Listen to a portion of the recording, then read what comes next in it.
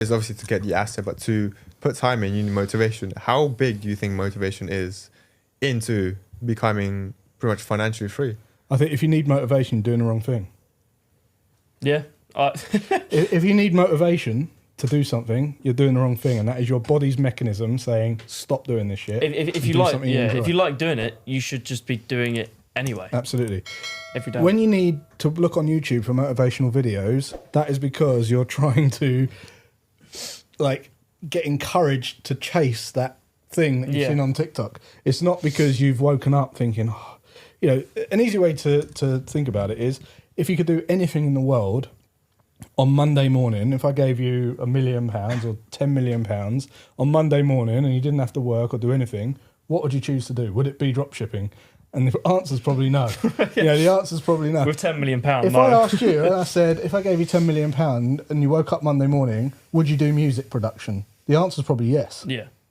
Right? Yeah, it doesn't matter if you've got 10 million because you haven't got more time to focus on music. That's the difference. Yeah. And do you need motivation to do music? Not particularly, no. There you go. I don't believe in motivation. I think it's a signal from your soul to say, stop. Well, what about motivation that you have a certain goal to achieve? It doesn't have to be specifically money. So, for example, I know Harvey, one of his certain goals is to work with artists, work with quite big artists. I see that as a different type of motivation because you still like what you're doing. You still like every single step of the way. Yeah, that's an aspirational motivation, right? Where you're thinking about the next level. And the next level. The next level in your you understand to get to that level, which you want, you need to go through times where it might get demotivating to some people. You know, let's take Harvey, for example. If he wants to work with a big artist, he might have to work with some smaller artists who may not fit his type of genre of music that he likes. But just to get to that type of network connection, to be able to reach out to his favorite artist, do you think that's a motivation that you need to have? I think it's ambition. So if you're ambitious in something, you know, you take the rough with the smooth, and you know, when a footballer gets injured, he doesn't stop playing football, he just recovers and starts playing football again, right? Yeah. That's when you're ambitious. And I think ambition and motivation, two very different things. And I think the ambition is there to keep going and take the rough with the smooth, rather than motivation. Motivation for me is like going to the gym. Motivation to me is doing things that you should do, but don't particularly want to do and love to do. So when I go to the gym, I don't want to go to the gym, but I need to go to the gym. I should go to the gym to be fit. It's not first on my list. I should brush my teeth. I need motivation to brush my teeth sometimes, right? I need motivation to take the bins out. I don't need motivation to look at the markets. I don't need motivation to build businesses. I wake up every day thinking of that, dreaming of that before I even wake up. Yeah. So that's the difference to me. I was going to say, the things you said, you know, taking out the bin and stuff, they're things that you no one wants to do. But you know they have to be done. Yeah. It's one of those things. So, you know, I suppose flipping the coin, talking about demotivation, you know, especially with social media, a lot of the time you always see people in the comments, you know, so much hate all the time for things that aren't even necessarily hateful. I know, like, I'm not too knowledgeable on it, but Mr. Beast just put out a video curing blindness. How's there people hating on that? And how do you overcome, like, I suppose, again, motivation, like, it's going to demotivate you. How do you what's the best way to block out those type of people? Yeah, I think that's a good point. There is the first thing that people need to realise is like everything's just thoughts. So whether you're sad or fearful or whatever, or embarrassed or guilty, it's all thoughts. And it's thoughts based on what you think is what you should or shouldn't do, or what's real or right or wrong or bad or good or bad or whatever. But good or bad and wrong and right is just a made-up thing in your head based on your perception, right? There's no good or bad. There's no such thing as good or bad. If you're obsessed with... Put it this way. There's 50% opposing opinions of everything, right? So imagine if, you know, you love violence and you just go and kill everyone, right? If you kill everyone on planet Earth, what have you got? Peace. So you've created peace by being violent. Yeah. So if you think about it that way, and you think about every single opinion that you've got, there's an opposing opinion. It then comes down to how comfortable am I with the amount of people that will not agree with me, right? So if you're a manager of your company, 50% of the staff might like them, 50% of the staff might hate them, but it's only like, I don't know, 20 people, 40 people. Yeah. If you're a CEO like Jeff Bezos, he might have thousands of people hate him and thousands of people like him.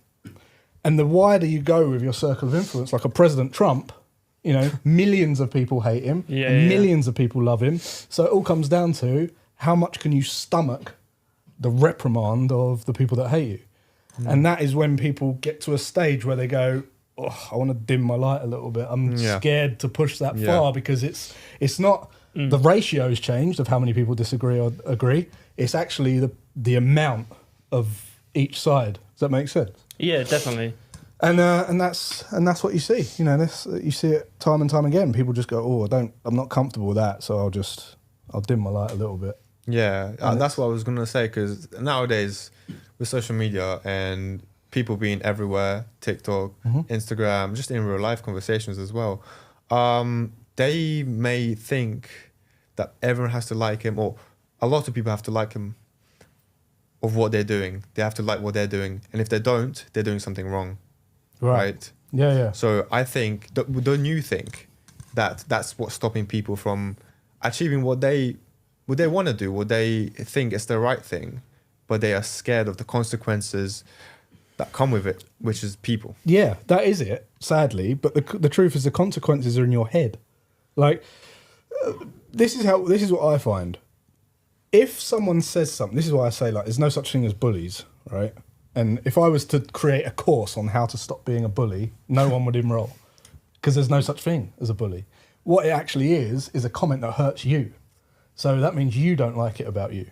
It's being offended by it, yeah. Yeah, being offended, right? If you call a skinny kid fat, he'll just go, whatever. If you call someone who's insecure about their weight fat, it will hurt, right? So what I find is when you get the hateful comments, you embrace them, and if one hurts, you go, oh, why does that hurt?